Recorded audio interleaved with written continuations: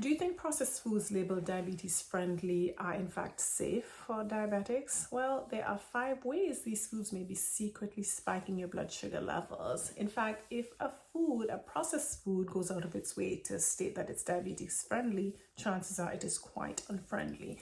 There are 5 key features of processed foods that make them particularly bad for diabetics, and these are what I'm going to discuss in today's video. When you know better, you can do better, you can make better decisions. So let's get into these 5 features of processed foods that make them bad for diabetics. The first one, and this is the most obvious, is that these foods are sweet. Sweetness is a key feature of processed foods, and obviously sweetness does not go well with diabetes, right? Why are these foods sweet? Well, sugar is added to make up for some other deficiency. Now, the definition of processed food is a food that was changed, and the more processed a food, the more change it is from how it was supplied in nature. This involves removing fat so that the shelf life is extended. If you have fat in food, it will go rancid quicker, so removing the fat helps it to stay longer on the shelf. Fiber tends to be removed as well, because in some cases, especially in the cases of grains, fiber comes with fat, and so this is removed, and overall the taste is changed. In order to help preservation as well, preservatives are added, and these may come with this particular taste because these are chemicals, and so to mask the taste of preservatives, to make up for the missing fat in these foods, sugar is added. Now, the sugar amount may be less than what might be marketed to a non-diabetic person, but the fact is there is sugar, and often more sugar than would be present in the food if you made it in your own kitchen where you had control over the food that was there. Sugar oftentimes too would be a filler, so the fat is removed, it makes it much lower in terms of calories, but to make up the energy content of the food, sugar is added as a filler, so that you get some more calories from the food itself, right? So being sweet is one of the features.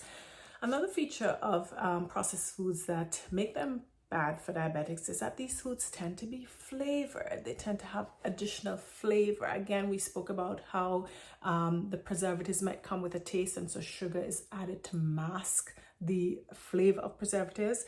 But then flavors are added too to make you want to eat more of the food, to make the food addictive. MSG, monosodium glutamate, is one of the common flavor enhancers in food. And then you have different flavors to help, with fruity flavor and just any taste enhancing benefit.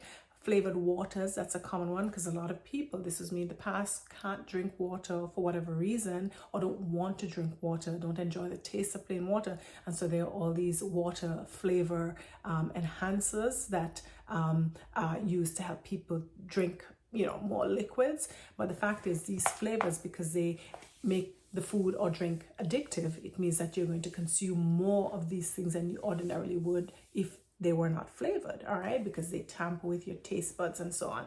And so being flavored, any of these foods which are artificially flavored or even naturally flavored, it makes you eat more than you would ordinarily eat. So if a serving is 2 cookies, for example, you might end up eating 4 cookies or 6 or 8 cookies, and so you would end up eating more sugar overall from the food just because it was flavored, all right. So that's a feature that will potentially negatively impact your blood sugar level.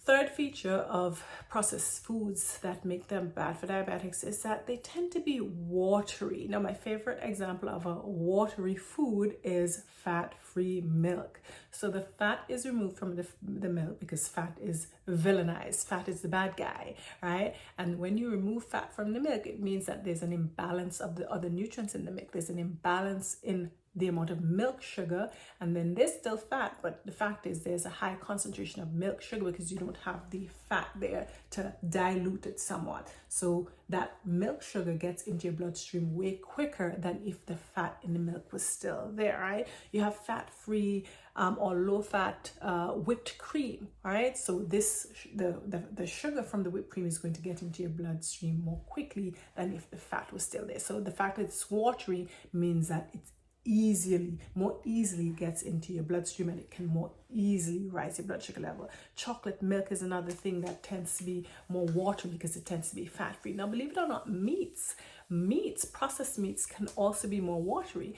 The meat, of course, the nutrient you get from that would be protein, but if they can dilute the meat with something else, soy protein is a common additive to dilute the meat so you can use less of the more expensive meat.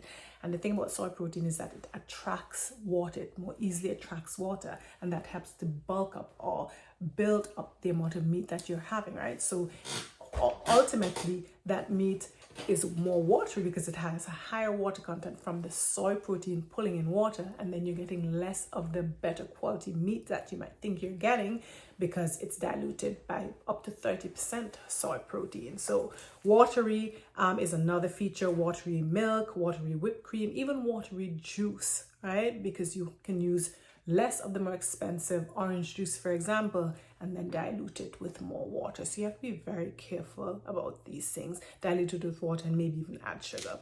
Fourth feature of diabetes-friendly foods is that they tend to be starchy. So a lot of foods these days, even if it says diabetes-friendly, if you look at the label, you're going to see modified starch. You're going to see maltodextrin.